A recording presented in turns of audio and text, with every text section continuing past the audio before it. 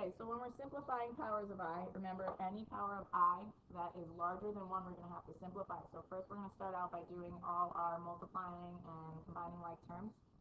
Alright, so we're going to FOIL or double distribute. 5 times 4 is 20. 5 times negative 3i is negative 15i. When I multiply 2yi times 4, I get 8yi. And then be careful with 2yi times negative 3i because we have an I times an I here, so we're going to get negative 6yi squared. When I go to multiply my next thing, I'm going to put an extra set of parentheses here so that I remember I'm subtracting everything after I get it simplified. So 5 times 4 is 20, minus 15i, minus 8yi, and then I've got a plus 6yi squared. Okay, my next step is I'm going to simplify my powers of I, and I'm also going to distribute that subtraction to everything. So this 8yi is fine because that's y to the first, but remember that I squared is equivalent to negative 1, and I can check that in my calculator. As long as I am in a plus bi mode, I can work with imaginary numbers.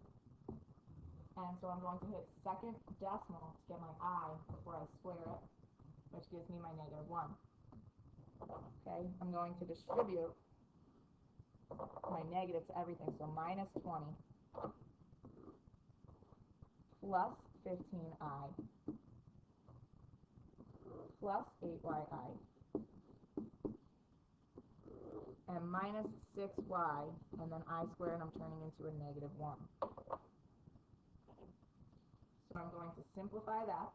I've got 20 minus 15i plus 8yi plus 6y when I simplify this expression here, minus 20 plus 15i plus 8yi plus 6y, again from simplifying the negative times the negative.